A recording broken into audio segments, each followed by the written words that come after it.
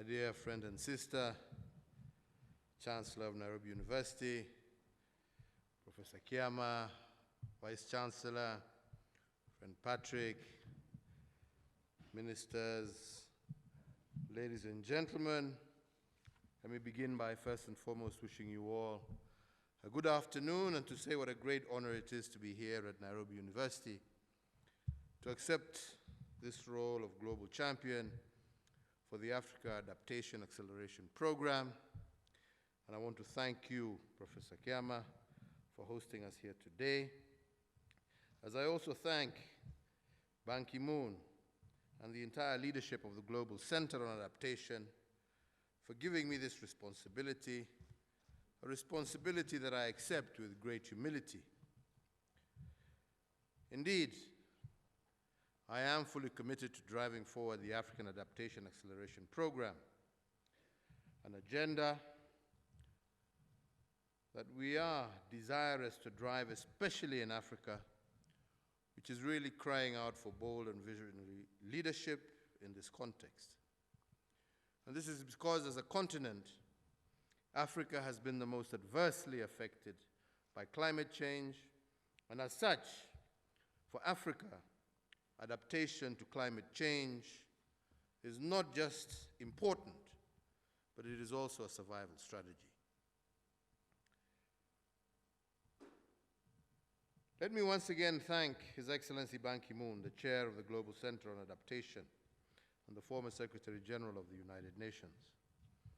As I also recognize Dr. Kristalina Georgievina, the Managing Director of the International Monetary Fund, and Dr. Akuimi Adesina, President of the African Development Bank, and Dr. Ngozi Ukoji, Director General of the World Trade Organization, for their tireless efforts in championing the adaptation agenda.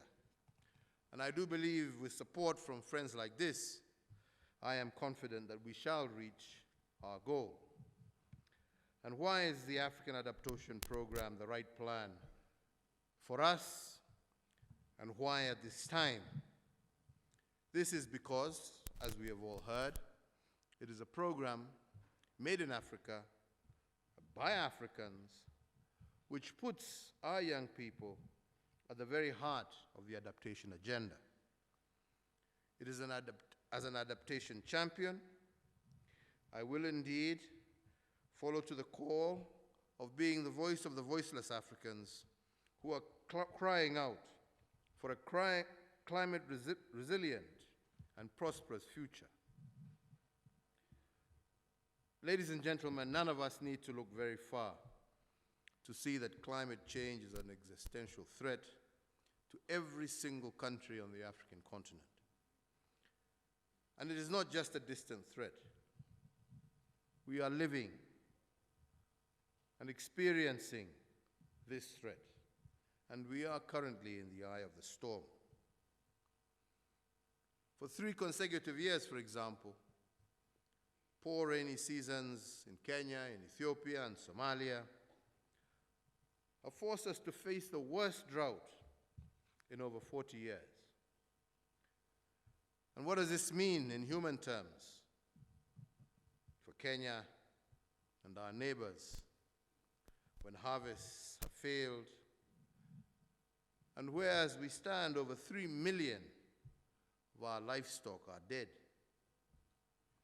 People in drought-stricken areas are facing severe water shortages, and cases, unfortunately, of intercommunal fighting over pasture and water are ever on the increase.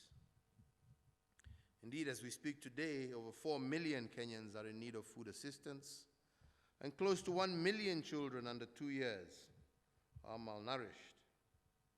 Across the entire Horn of Africa, 20 million, and of these 6 million of them are children, are severely food insecure. Extreme weather conditions, such as the ongoing drought in the Horn, or to use another example, the devastating floods in Southern Africa and South Sudan, will, if not checked, completely retard Africa's progress. As I have said before, these crises precipitate huge economic losses, estimated by some to be approximately 3% of GDP for our continent in the medium term. But unfortunately, they also threaten peaceful coexistence and leads to inter-community conflict as well as displacement as people relocate in search of pasture and food. Equally worrisome is that malnutrition, driven by food insecurity, has long-term and intergenerational consequences. So, ladies and gentlemen, our continent is not at a future risk. It is at a risky moment as we speak.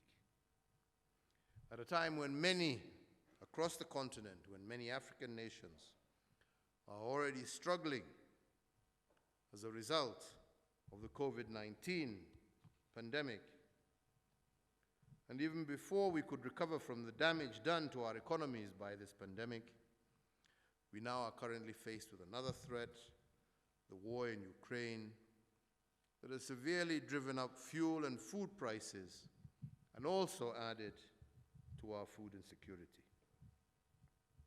Indeed, this deadly, toxic cocktail of COVID-19, the Ukraine-Russian war, and climate change-related emergencies grow more deadly by the day. And we must therefore ensure that humanitarian support to address the food crisis is matched with longer-term support for Africa's development. And in all of this, and at every stage, adaptation to climate change is going to be critical. We Africans have every right to feel particularly aggrieved that we have contributed the least to the climate change problem. We have contributed nothing to the COVID problem, and we definitely have no role in the Russian-Ukraine war. And yet, as I alluded earlier, as a continent, we are suffering more than any other part of our planet. So, ladies and gentlemen, regardless of this injustice, where we are today means only one thing. It is up to us to adapt or perish. We have no choice, and we must act together, and we must do so fast, because the window of opportunity is closing on us. And this means there is no time to waste, and we must prioritize and without doubt invest massively in adaptation and resilience. And I do believe that the best way to do that is through the African Adaptation Acceleration Program. This, as I said earlier, is Africa's homegrown vehicle for channeling approximately $25 billion of investment to where they are needed the most and where they will achieve the greatest return. The African Adaptation Acceleration Program is a bold and creative step which takes us in the right direction, and it lays the foundation for economic growth while at the same time reducing the impact of climate shocks. This program is timely because while Africa's vulnerability to climate change is rising, so too is the gap between available finance for adaptation and the needs in terms of hard cash. In stark term, indications are that $33 billion is the quantum of financing currently required for adaptation annually, but today only a fraction of that, or just $6 billion is actually available. Therefore, today, as I assume this role as an adaptation champion, I want to repeat calls I have made in the past to our development partners to urgently support Africa to make good on their pledges. The US $100 billion annual amount pledged to help developing countries tackle climate change by 2020 is yet to be honored, for example. And now, in the absence of that promise, over $100 billion a year, we have another promise pending. The promise made at COP26 in Glasgow to double adaptation finance. So therefore, even as we move to Sharm el-Sheikh, we must shift gear and move from commitments to action. And this is the commitment of the African Action Group as it prepares our joint position as we move to COP27. To achieve the Paris Agreement, there has to be a paradigm shift. So when we arrive, and when African leaders arrive in Sharm el-Sheikh in November, we expect to see the many climate commitments translated into funded programs. We no longer need to hear about commitments. We need to see action. We need to see commitments already made turned into practical, actionable programs. And what a better proof of a paradigm shift could there be than a full funding of the $25 billion for the African Adaptation Acceleration Program. So, I want to promise that I will be at the heart of this.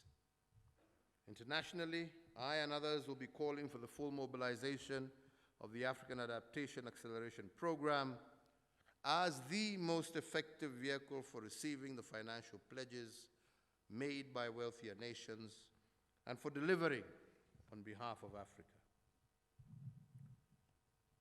But I'm also equally excited that at home I will have a partner, and that the University of Nairobi is today also signing a partnership agreement with the Global Center on Adaptation to scale up adaptation investments. There is no doubt that Africa has the potential to lead the world in charting a new, resilient pathway to prosperity. It was here, as has just been stated, in this same hall, Taifa, that the flagship State and Trends in Adaptation report on Africa was launched last year. And now, by building on and leveraging on local knowledge, as well as by drawing on the Institute of Climate Change and Adaptation expertise, Kenya is well on her way to becoming a greener and much more resilient country. And I am positive that this is the right plan, and let me say I'm also impatient to begin my work to promote the African Adaptation Acceleration Program. I know I speak for many when I say that Africa is not going to wait passively as climate change ravages our continent. We are going to act, but to do so we need our partners to work with us and to walk the talk. I urge our development partners to fully fund the African Adaptation Acceleration Program, and let us together make it a shining example of what we can achieve when we work together. I'd like to conclude with some words from my father, who was Kenya's founding president, who said, and I quote, "This is because it is our task to make ourselves architects of the future. We must act now if we desire to protect tomorrow." We, ladies and gentlemen, face the very same task today, and we cannot afford to fail. So I ask you, let us seize this moment, let us seize this opportunity to transform our future and the future of our children. Asanteni sana. Thank you very much.